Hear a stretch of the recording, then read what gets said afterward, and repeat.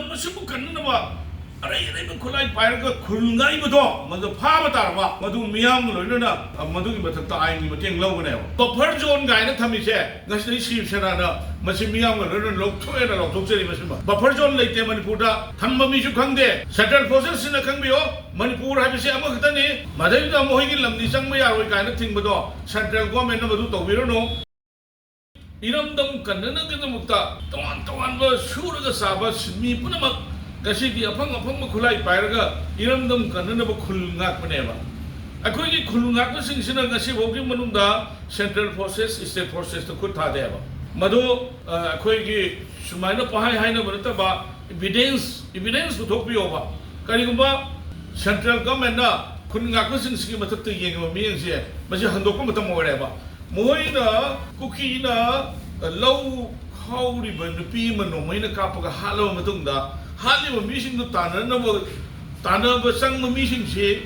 central forces sina sanghan de haiba adu buffer zone gaina thami se ngasri Shiv Sena na masi miyam ga ron lokthoi na lokthokcheri masima buffer zone leite manipur da thamma mi su khangde central forces sina khangbiyo manipur habise ama khatani madai da akoi kano leite buffer zone leite madai da mohi ki lamdi changma yaroi gaina thingbado central government na madu tawbiro no khulngak ko sing ngasi bomon da central forces sing da khut thade akhoi ki iramdam kanglai pak si kannana ba ki namukta thugai gi na changai ba mi do kanglup do kuki terrorist sing do adu hana ba moina khoisu khoi ki mipum tingna angang ahan khatna moina hala amani na akhoi su moi bo halaga manpur gi tanthong na ba akhoi ga moi ga thengna ba la de ba masai da pankhai ma nai na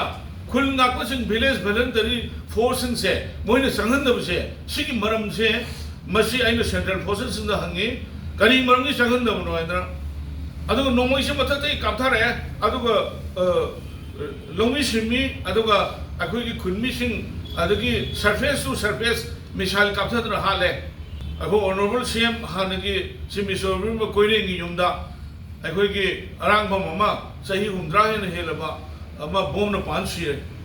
adi tongan ma central forces sin se moina attempt tong da kape state forces su akhoi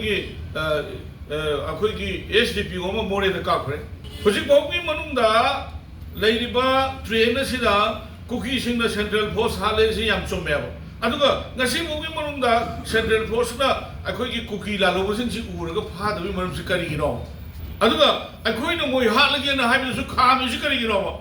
aduga Mizoram ki government na akhoi ki Manipur ki miyam na khalli ba sarkar sigi lu singi ma si minister lok do hoise sikari gi no ba nam ma sibu kannna ba arai arai ba khulai pairaga khulngai ba do madu pha ba tar ba madu miyam loinona madu ki mi du akhoi madu ki bathakta aini mateng lawgane ba lamdam si kannna ba thoi ba village voluntary force se miyam na yok ne ba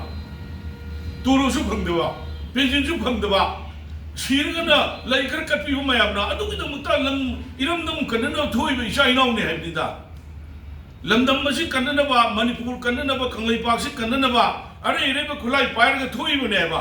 toru su phangma ta ba ko ha sak chalu ga mi mari ma sar ga madu ki hin tumna madu khulngai ba ne ba moi sindo kari interest no ba kari interest khulngai ba no ba iramdam si kannana ba ngak pa ne ba adu moi sindo adu sindo nam sarga nam sadana khulngai ba kangbu sindo mayam na khaina re bijani mi sindo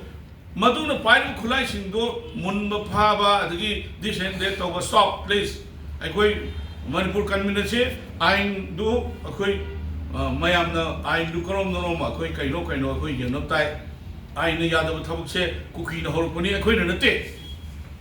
aduga India ki constitution na yadab su kuki na horponi maiti na nate aduga third me da macha chuchampur da chakhibu reli du su Manipur ki kuki mayam yaw da bani mapande ki lakuna punchal laga moi bo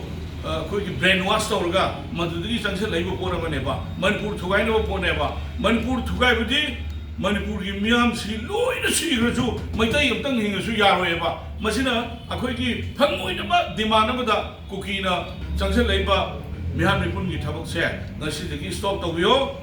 मसी शिवसेना की request ने हान लेमिनरिबा अखोई मयाम मधु state government की मखादा 1961 की करी कई notice and date तौरगा Madhu